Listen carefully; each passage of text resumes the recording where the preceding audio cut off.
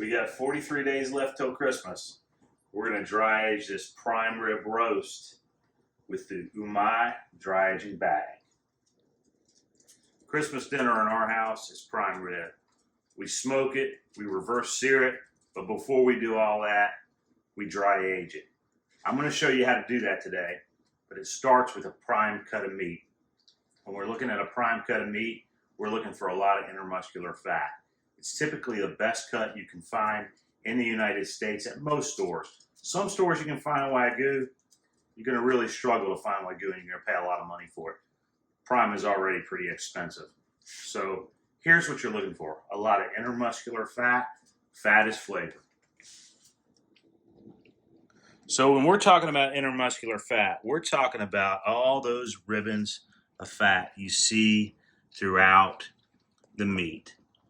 What I'm talking about is this stuff right here. Not necessarily the separation, but I'm talking about the fat that's in the meat. That's what you want to see. The more of that, the better. This one has a good amount. Now, earlier I told you about the UMAI dry aging bag. This is what we're going to use to dry age the meat. This bag acts like a vacuum seal bag, but it's really not a vacuum seal bag. It's special. It's a membrane. And what it does is it allows the moisture from the meat to come out without the odor coming out and getting all into your refrigerator and making your refrigerator funky. You don't want that. That's not a good smell. It's a good taste when you're done, but you don't want to smell it for 42 days when you're dry aging it in your refrigerator. Now, I said 42. You can go 45, which is what we usually do. You can go 50, even longer. Any less than 30, and you're probably not going to get the flavor of the dry age that you're trying to get. I'll put a link to the bag in the description. Full disclosure, if you use it, I will make a little money off of Amazon. You don't have to use that link. You can go straight to Amazon and type in UMAI bag. Do use this bag. It will prevent your refrigerator from stinking to high heaven. You can do this same thing, the same process using cheesecloth instead of the bag. The problem with that is that your refrigerator is going to stink and your wife is going to yell. Don't do it. I did it a couple times. It results in a great piece of meat and a really funky smelling refrigerator. You don't want that. Use the bag, pay the money.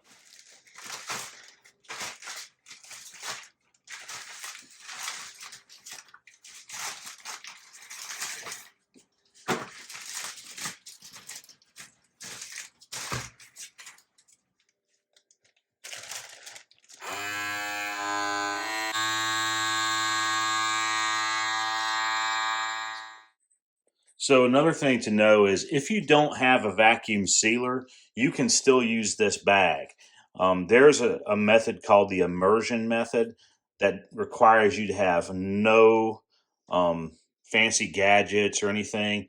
You would just simply put the meat in the bag, put a zip tie around the top very loosely, submerge the entire thing except for the top into a bucket of cold water, let the water pressure force the air out of the top of the bag, and then zip tie it.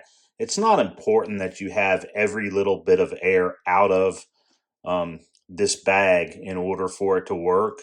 What you're doing is you're trapping odors in. The bag is made to let air out. So it's obviously going to not need to have a full vacuum seal. And as it ages, this vacuum seal won't be 100% anyway, because like I said, it's a membrane. So it does breathe in a sense, just doesn't let the odor out, which is the main reason for the bag. The next step in the dry aging process requires you to have a pan and a rack. What we're going to do is we're going to put the rack in the pan. We're going to add some salt to draw moisture out as the process happens. Once we put the salt in, then we'll put the meat on top of the rack.